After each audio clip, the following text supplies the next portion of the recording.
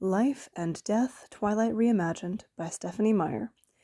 I don't own any of the rights to this book or story. This is purely for entertainment purposes as we get into Chapter 8, Port Angeles. Jeremy drove faster than the chief, so we made it to Port Angeles by 4. He took us to the florist first, where the glossy woman behind the counter quickly upsold Alan from roses to orchids. Alan made decisions fast, but it took Jeremy a lot longer to figure out what he wanted.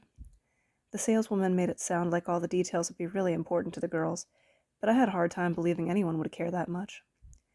While Jeremy debated ribbon colors with the woman, Alan and I sat on a bench by the plate glass windows. "Hey, Alan." He looked up, probably noticing the edge in my voice. "Yeah?" I tried to sound more like I was just randomly curious, like I didn't care what the answer was. Do the Collins miss school a lot? I mean, is that normal for them?" Alan looked over his shoulder through the window while he answered, and I was sure he was being nice. No doubt he could see how awkward I felt asking, despite how hard I was trying to play it cool. "Yeah, when the weather is good, they go backpacking all the time. Even the doctor. They're all really into nature or something." He didn't ask one question or make one snide comment about my obvious and pathetic crush. Alan was probably the nicest kid at Forks High School. "Oh," I said, and I let it drop. After what felt like a long time, Jeremy finally settled on white flowers with a white bow. Kind of anticlimactic. But when the orders were signed and paid for, we still had extra time before the movie was set to start. Jeremy wanted to see if there was anything new at the video game store a few blocks to the east. "Do you guys mind if I run an errand? I'll meet you at the theater." "Sure." Jeremy was already towing Alan up the street. It was a relief to be alone again. The field trip was backfiring, sure. Alan's answer had been encouraging, but I just couldn't force myself into a good mood. Nothing helped me think about Edith less. Maybe a really good book. I headed in the opposite direction from the others, wanting to be by myself.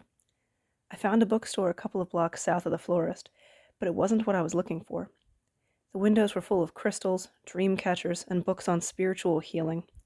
I thought about going inside to ask directions to another bookstore, but one look at the 50-year-old hippie smiling dreamily behind the counter convinced me that I didn't need to have that conversation. I would find a normal bookstore on my own. I wandered up by another street, and then found myself on an angled byway that confused me. I hoped I was heading toward downtown again, but I wasn't sure if the road was going to curve back in the direction I wanted or not. I knew I should be paying more attention, but I couldn't stop thinking about what Alan had said, and about Saturday, and what I was supposed to do if she didn't come back. And then I looked up and saw someone's silver Volvo parked along the street. Not a sedan, this was an SUV, but still. And suddenly I was mad. Were all vampires this unreliable? I trudged off in what I thought was a northeasterly direction, heading for some glass-fronted buildings that looked promising, but when I got to them, it was just a vacuum repair shop, closed, and a vacant space. I walked around the corner of the repair shop to see if there were any other stores. It was a wrong turn, just leading around to a side alley where dumpsters were. But it wasn't empty. Staring at the huddled circle of people, I tripped on the curb and staggered forward noisily. 6 faces turned in my direction. There were 4 men and 2 women. One of the women and 2 of the men quickly turned their backs to me, shoving their hands in their pockets, and I had the impression that they were hiding the things they'd been holding. The other woman had dark black hair, and she looked strangely familiar as she glared in my direction, but I didn't stop to figure out how I knew her.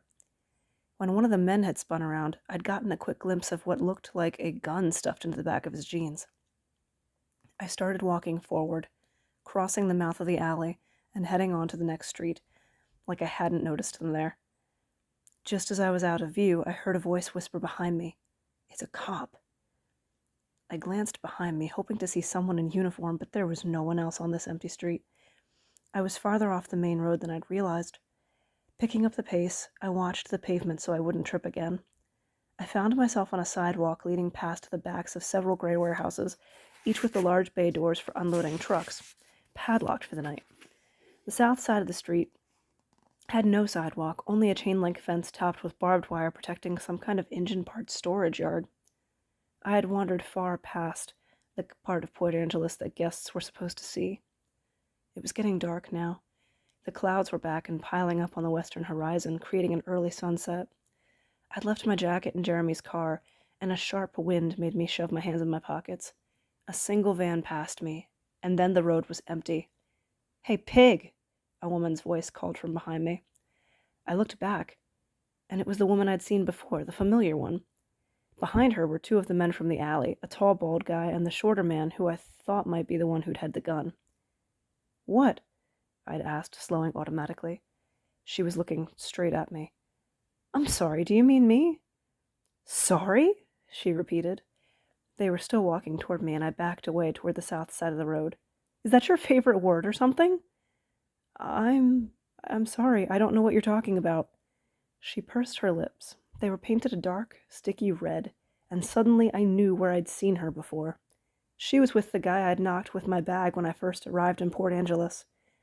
I looked at the shorter guy, and sure enough, I could see the tops of tattoos on either side of his neck. "Aren't you going to call for backup, officer?" he asked. I had to glance behind myself again. It was just me. "I think you've got the wrong guy." "Sure we do," the woman said. "And you didn't see anything back there either, did you?" "See anything? No, I didn't see anything." My heel caught on something as I backed away, and I started to wobble.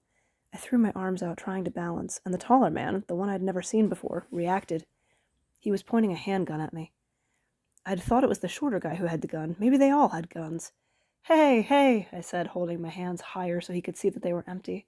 "I'm not a cop. I'm still in high school." I kept edging away until my back ran into the chain-link fence. "You think I'm stupid?" the woman asked. "You think your plainclothes get-up fools me? I saw you with your cop partner, Vice." "What? No, that was my dad," I said, and my voice broke. She laughed. "You're just a baby pig." "Sure, okay, so that's cleared up. I'll get out of your way now." I started sliding across the fence. "Stop." It was the bald man, still pointing the gun. I froze. "What are you doing?" the short guy said to him. His voice was low, but the street was very quiet, and I could hear him easily. "I don't believe him," the tall one said. The woman smiled. "How's that pirate song go? Dead men tell no tales." "What?" I croaked. "No, look, that's not necessary. I'm not telling any tales. There's nothing to tell." "That's right," she agreed. She looked up at the tall man and nodded. "My wallet's right here in my pocket," I offered. "There's not much in it, but you're welcome to it." I started to reach for my pocket, but that was the wrong move. The gun jumped up an inch. I put my hand in the air again. "We need to keep this quiet," the short one cautioned, and he bent to grab a broken piece of pipe from the gutter. "Put the gun away." As soon as the gun was down, I was going to bolt, and the bald guy seemed to know that. He hesitated while the tattooed one started toward me. Zigzag. That was what my dad had told me once. It was hard to hit a moving target, especially one that wasn't moving in a straight line. It would help if I weren't doomed to trip over something. Just once. Let me be sure on my feet. I could do that once, right? Just once, when my life depended on it? How much would a non-fatal bullet wound hurt? Would I be able to keep running through the pain? I hoped so. I tried to unlock my knees. The man with the pipe was only a few paces away from me now. A shrill squeal froze him in place. We all stared up at the noise that turned piercing. Headlights flew around the corner and then barreled right at me. The car was just inches from hitting the tattooed guy before he jumped out of the way. The chain link rattled when he rammed into it. I turned to run, but the car unexpectedly fishtailed around, skidding to a stop with the passenger door flying open just a few feet from me. "Get in," a furious voice hissed. I dove into the Volvo's dark interior, not even questioning how she'd come to be here, relief and a new panic swamping me at the same time. What if she got hurt? I yanked the door shut behind me while I shouted, "Drive, Edith! Get out of here! He's got a gun!" But the car didn't move. "Keep your head down," she ordered, and I heard the driver's side door open. I reached out blindly toward the sound of her voice, and my hand caught her slim, cold arm. She froze when I touched her. There was no give, though my fingers wrapped tight around the leather of her jacket. "What are you doing?" I demanded. "Drive!" My eyes were adjusting, and I could just make out her eyes in the reflected glow of the headlights. First, they looked at my hand gripping her arm. Then they narrowed and glared out the windshield toward where the man and the woman must be watching, evaluating. They could shoot at any second. "Just give me a minute here, Beau." I could tell her teeth were clenched together. I knew she would have no problem breaking free of my grasp, but she seemed to be waiting for me to let her go. That was not going to happen. If you go out there, I'm going with you, I said quietly. I'm not letting you get shot. Her eyes glared forward for another half-second. Then her door slammed shut, and we were reversing at what felt like about 60.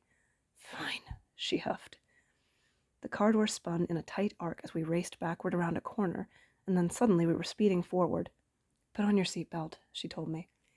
I had to drop her arm to obey, but that was probably a good idea anyway. It wasn't exactly a normal thing, holding onto a girl like that. Still, I was sad to let go. The snap as the belt connected was loud in the darkness. She took a sharp left, then blew through several stop signs without a pause. But I felt oddly at ease and totally unconcerned about where we were going. I stared at her face, lit only by the dim dashboard lights, and felt a profound relief that went beyond my lucky escape. She was here. She was real. It took me a few minutes of staring at her perfect face to realize more than that. To realize that she looked super pissed. Are you okay? I asked, surprised by how hoarse my voice was. No, she snapped. I waited in silence, watching her face while her eyes glared straight ahead. The car came to a sudden screeching stop. I glanced around, but it was too dark to see anything besides the vague outline of dark trees crowding the roadside. We weren't in town anymore. Are you hurt at all, Beau? She asked, her voice hard. No. My voice was still rough. I tried to clear my throat quietly. Are you? She looked at me then with a kind of irritated disbelief. Of course I'm not hurt. Good, I said.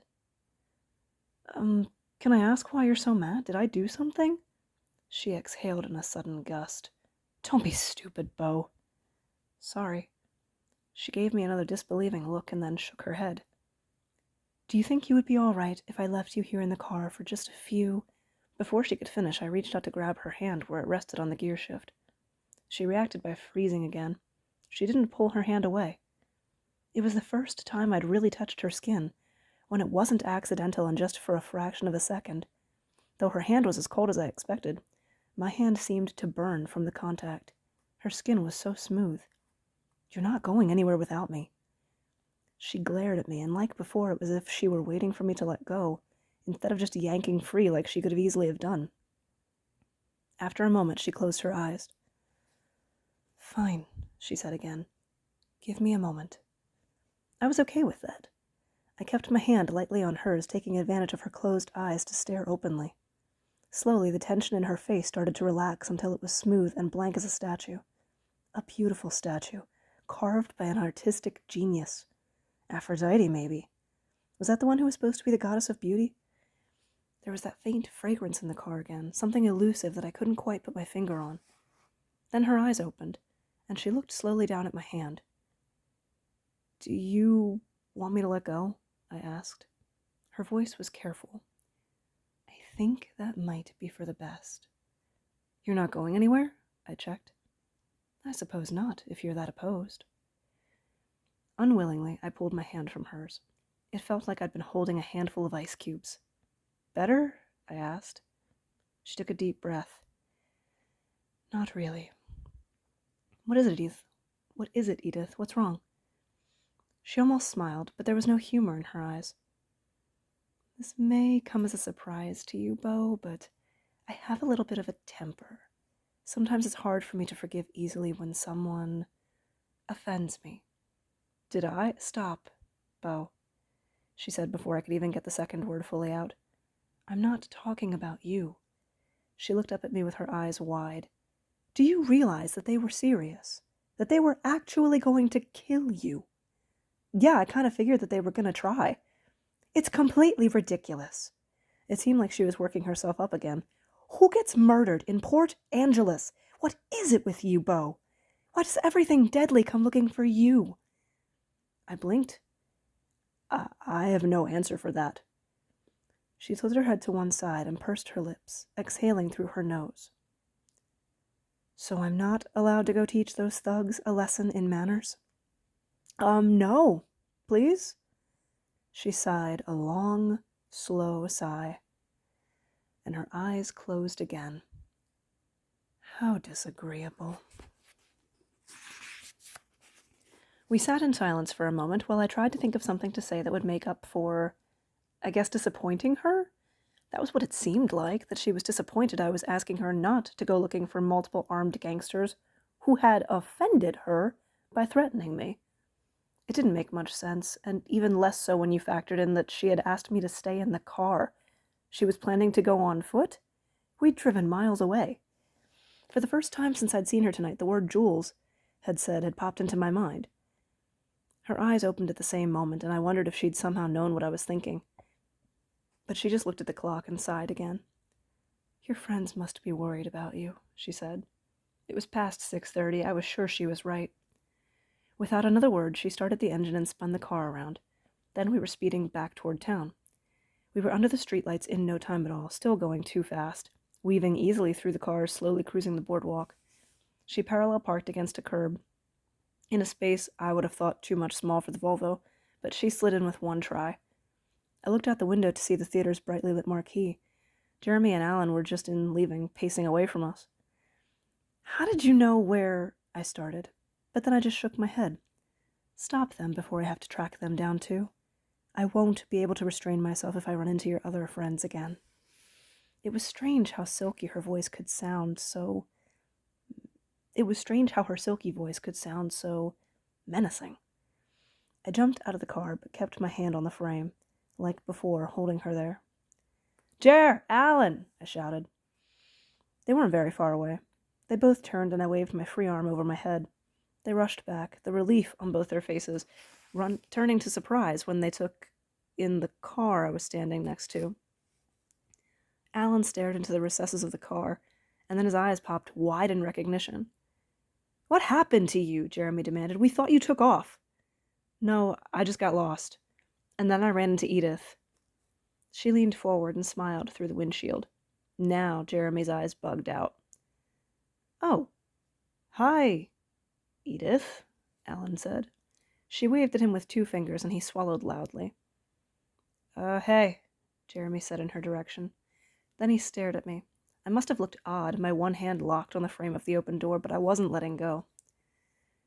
"So the movie's already started, I think. Sorry about that," I said.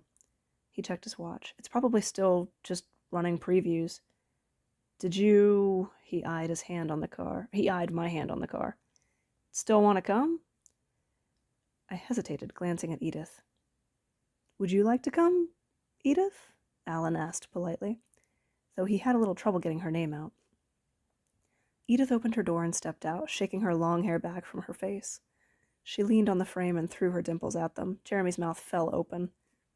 "I've already seen this one. But thank you, Alan," she said. Alan blinked and seemed to forget how to speak.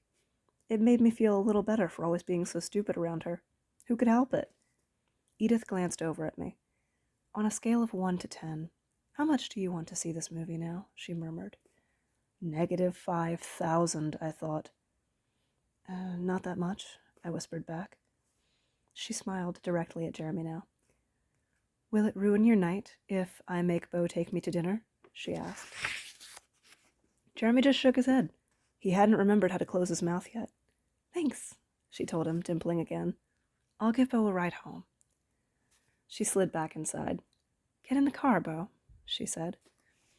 Alan and Jeremy stared. I shrugged quickly and then ducked into the passenger seat. "The hell?" I heard Jeremy breathe as I slammed my door. I didn't get another look at their reactions. She was already racing away. "Did you really want dinner?" I asked her. She looked at me questioningly. Was she thinking what I was thinking? That I'd never actually seen her eat anything? "I thought you might," she finally said. "I'm good," I told her. "If you'd rather go home—" No, I said too quickly. "I can do dinner. I just mean it doesn't have to be that way. Whatever you'd like." She smiled and stopped the car. We were parked right in front of an Italian place. My palms started to sweat a little as I jumped out of the car, hurrying to hold the restaurant's door for her. I'd never really been on a date like this. A real date. I'd gotten roped up into some group things back in Phoenix, but I can honestly say that I hadn't cared one way or another if I ever saw any of those girls again. This was different. I nearly had a panic attack any time I thought about this girl and thought that she might disappear.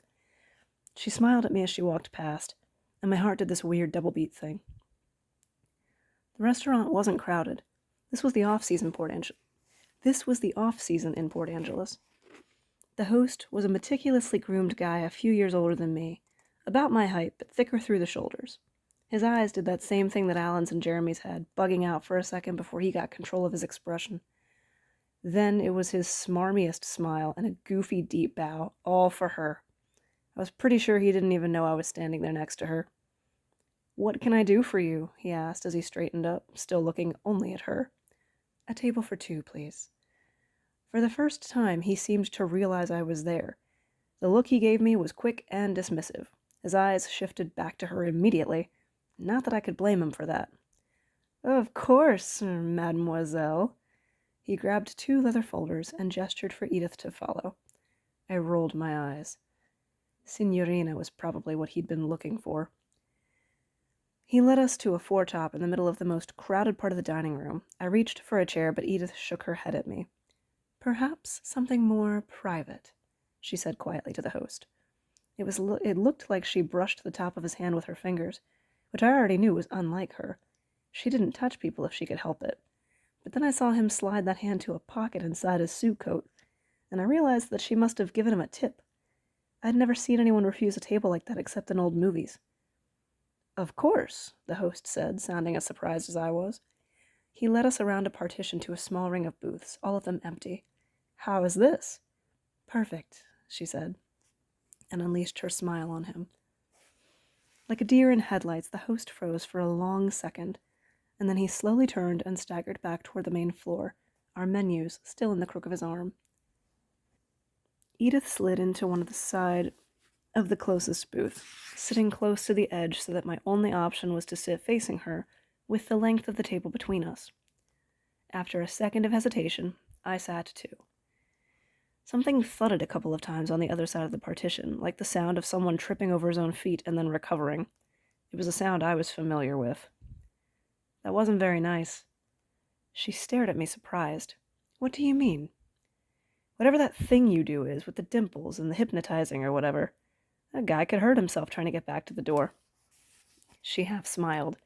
"I do a thing? Like you don't know the effect you have on people." "I suppose I can think of a few effects." Her expression went dark for a tiny second, but then it cleared and she smiled. "But no one's ever accused me of hypnotism by dimples before." "Do you think other people get their way so easily?" She tilted her head to the side, ignoring my question. "Does it work on you, this thing you think I do?" I sighed. "Every time." Then our server arrived with an expectant expression, which quickly shifted to awe. Whatever the host had told him, it had been an understatement. "Hello," he said, surprise making his voice monotone as he mechanically recited his lines. "My name is Sal, and I'll be taking care of you tonight. What can I get you to drink?" Like the host's, his eyes never strayed from her face. "Beau?" she prompted. A Coke?" I might as well not have spoken at all. The waiter just kept staring at Edith. She flashed a grin at me before turning to him. "2 Cokes," she told him, and almost like an experiment she smiled a wide, dimpled smile right into his face. He actually wobbled, like he was going to keel over. She pressed her lips together, trying not to laugh. The waiter shook his head and blinked, trying to reorient. I watched sympathetically. I knew just how he felt. "And a menu?" she added when he didn't move. "Yes, of course. I'll be right back with that." He was still shaking his head as he walked out of sight. "You've seriously never noticed that before?" I asked her. "It's been a while since I cared what anyone thought about me," she said, "and I don't usually smile so much." "Probably safer that way, for everyone." "Everyone but you. Shall we talk about what happened tonight?" "Huh?" "Your near-death experience, or did you already forget?" "Oh, actually I had." She frowned. "How do you feel?" "What do you mean?" I hoped she didn't turn on the hypnotist eyes and make me tell the truth, because what I felt right now was euphoria. She was right here with me, on purpose. I'd gotten to touch her hand, and I probably had a few hours ahead to spend with her, too, since she'd promised to drive me home. I'd never felt so happy, and so off balance at the same time. "Are you cold, dizzy, sick?" The way she listed the words reminded me of a doctor's exam, and I didn't feel cold or sick, or dizzy in a medical way. Should I? She laughed. I'm wondering if you're going into shock, she admitted. I've seen it happen with less provocation. Oh, no, I think I'm fine, thanks. Honestly, almost being murdered was not the most interesting thing that had happened to me tonight, and I hadn't really thought much about it. Just the same, I'll feel better when you have some food in you. On cue, the waiter appeared with our drinks and a basket of breadsticks.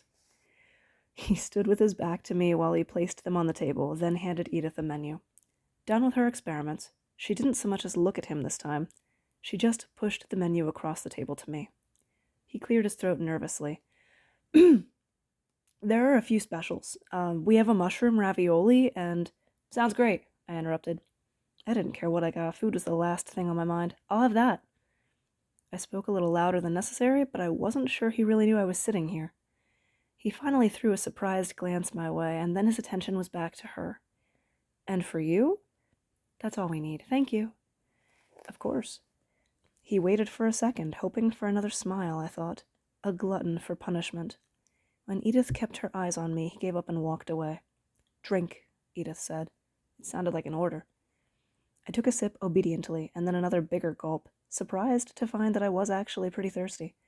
I'd sucked down the entire glass before I knew it, and she slid her glass toward me. No, I'm fine, I told her. I'm not going to drink it, she said, and her tone added the duh. Right, I said, and because I was still thirsty, I downed hers too. Thanks, I muttered. While the word I didn't want to think swirled in my head again, the cold from the soda was radiating through my chest, and I had to shake off a shiver.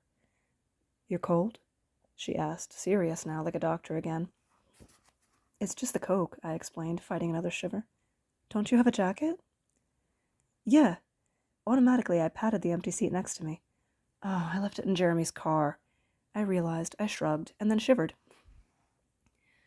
Edith started unwinding a bone-colored scarf from around her neck. I realized that I'd never once really noticed what she was wearing. Not just tonight, but ever. The only thing I could remember was the black gown from my nightmare. But though I hadn't processed the particulars, I knew that in reality she always wore light colors. Like tonight. Under the scarf she had on a pale gray leather jacket, cut short like a motorcycle gear, and a thin white turtleneck sweater. I was pretty sure that she usually kept her skin covered, which made me think of the deep V of the black dream gown again, and that was a mistake. A patch of warmth started to bloom on the side of my neck. Here, she said, tossing the scarf to me. I pushed it back. Really, I'm fine. She cocked her head to the side. The hairs on the back of your neck are standing up, Beau, she stated. It's not a lady's scarf if that's what's bothering you. I stole it from Archie. I don't need it, I insisted. Fine. Royal has a jacket in the trunk. I'll be right. She started to move, and I reached out, trying to catch her hand to keep her there. She evaded my grasp, folding her hands under the table, but didn't get up. Don't go, I said softly. I knew my voice sounded too intense. She was just going out to her car, not disappearing forever. But I couldn't make it sound normal. I'll wear the scarf, see? I grabbed the scarf from the table. It was very soft, and not at all warm the way it should be after coming off of someone's body, and I started to wrap it around my neck. I'd never worn a scarf that I could remember, so I just wound it in a circle until I ran out of fabric. At least it would cover the red on my neck. Maybe I should own a scarf. This one smelled amazing and familiar. I realized this was a hint of the fragrance from the car. It must be her. Did I do it right? I asked her. The soft knit was already warming to my skin, and it did help. It suits you, she said, but then she laughed, so I guessed that meant the answer was no. Do you steal a lot of things from, Archie? She shrugged. He has the best taste. You never told me about your family. We ran out of time the other day. Was it only last Thursday? It seemed a lot longer. She pushed the basket of breadsticks toward me. I'm not going into shock, I told her. Humor me, she said, and then she did the thing with the smile in the eyes that always won. I grumbled as I grabbed a breadstick. Good boy, she laughed. I just gave her a dark look as I chewed. I don't know how you can be so blasé about this, she said. You don't even look shaken. A normal person. She shook her head. But then you're not so normal, are you? I shook my head and swallowed. I'm the most normal person I know." "Everyone thinks that about themselves." "Do you think that about yourself?" I challenged. She pursed her lips. "Right," I said. "Do you ever consider answering any of my questions, or is that not even on the table?" "It depends on the question." "So tell me what I'm allowed to ask." She was still thinking about that when the waiter came around with the partition with my food. I realized we'd been unconsciously leaning toward each other across the table, because we'd both straightened up as he approached. He set the dish in front of me. It looked pretty good, and turned quickly to Edith. "Did you change your mind?" he asked. "Isn't there anything I can get you?" I didn't think I was imagining the double meaning in his offer. "Some more soda would be nice," she said, gesturing to the empty glasses without looking away from me. The waiter stared at me now, and I could tell he was wondering why someone like Edith would be looking at someone like me that way. Well, it was a mystery to me, too. He grabbed the glasses and stalked off. "I imagine you have a lot of questions for me," Edith murmured. "Just a couple thousand," I said. "I'm sure. Can I ask you one first? Is that unfair?" Did that mean she was going to answer mine? I nodded eagerly. "What do you want to know?" She stared down at the table now, her eyes hidden under her black lashes. Her hair fell forward, shielding more of her face. The words weren't much more than a whisper. "We spoke before about how you were trying to figure out what I am. I was just wondering if you'd made any more progress with that." I didn't answer, and finally she looked up. I was glad for the scarf again, though. It couldn't hide the red that I could feel creeping up into my face now. What could I say? Had I made progress? Or just stumbled into another theory even more stupid than radioactive spiders? How could I say that word out loud? The one I'd been trying not to think all night. I don't know what my face must have looked like, but her expression suddenly softened. "It's that bad, then?" she asked. Can we not talk about it here?" I glanced at the thin partition that separated us from the rest of the restaurant. "Very bad," she murmured, half to herself. There was something very sad and almost old about her eyes. Tired, defeated. It hurt me in a strange way to see her unhappy. "Well," I said, trying to make my voice lighter, "actually, if I answer your question first, I know you won't answer mine. You never do, so you first." Her face relaxed. "An exchange, then?" "Yes." The waiter returned with the Cokes. He set them on the table without a word this time and disappeared. I wondered if he could feel the tension as strongly as I could. "I suppose we can try that," Edith murmured. "But no promises." "Okay." I started with the easy one. "So what brings you to Port Angeles tonight?" She looked down, folding her hands carefully on the empty table in front of her. She glanced up at me from under the thick lashes, and there was a hint of a smile on her face.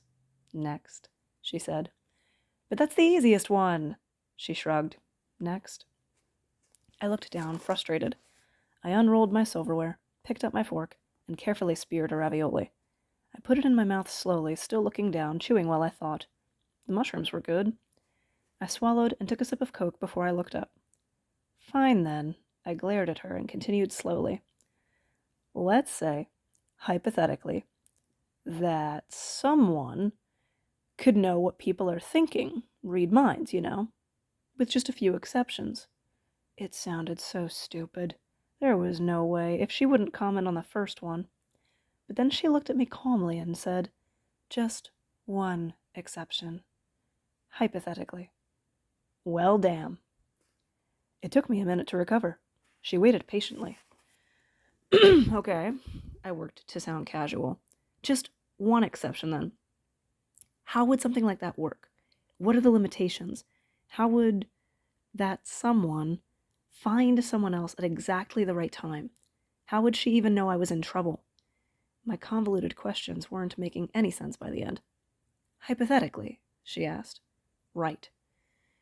"Well, if that someone—" "Call her Jane," I suggested. She smiled wryly. "If your hypothetical Jane had been paying better attention, the timing wouldn't have needed to be quite so exact." She rolled her eyes. "I'm still not over how this could happen at all. How does anyone get into so much trouble so consistently and in such unlikely places? You would have devastated Port Angeles' crime rate statistics for a decade, you know." I don't see how this is my fault. She stared at me, that familiar frustration in her eyes. I don't either, but I don't know who to blame. How did you know? She locked eyes with me, torn, and I guessed she was wrestling against the desire to just tell me the truth. You can trust me, you know, I whispered. I reached forward slowly to put my hand on top of hers, but she slid them back an inch, so I let my hand fall empty to the table. It's what I want to do, she admitted, her voice even quieter than mine. But that doesn't mean it's right. Please, I asked. She hesitated one more second, and then it came out in a rush. I followed you to Port Angeles. I've never tried to keep a specific person alive before, and it's much more troublesome than I would have believed. But that's probably just because it's you. Ordinary people seem to make it through the day without so many catastrophes. I was wrong before when I said that you were a magnet for accidents. That's not a broad enough classification. You are a magnet for trouble. If there is anything dangerous within a 10-mile radius, it will invariably find you. It didn't bother me at all that she was following me. Instead, I found a strange surge of pleasure. She was here for me. She stared, waiting for me to react. I'd thought about what she'd said, tonight and before. Do you think I could be scary? You put yourself into that category, don't you? I guessed. Her face turned hard, expressionless, unequivocally. I stretched across the table again, ignoring her when she pulled back slightly once more, and I laid my hand on top of hers. She kept them very still. It made them feel like stone, cold, hard, and now motionless. I thought of the statue again. That's twice now, I said. Thank you. She just stared at me, her mouth twitching into a frown. I tried to ease the tension, make a joke. I mean, did you ever think that maybe my number was up the first time with the van and you're messing with fate, like those Final Destination movies? My joke fell flat. Her frown deepened. Edith? She angled her face down again, her hair falling across her cheeks, and I could barely hear her answer. That wasn't the first time, she said. Your number was up the first day I met you. It's not twice you've almost died. It's 3 times. The first time I saved you, it was from myself. As clearly as if I were back in my first biology class, I could see Edith's murderous black glare. I'd heard again the phrase that had run through my head in that moment, if looks could kill. You remember? She asked. She stared at me now, her perfect face very serious. You understand? Yes. She waited for more, for another reaction.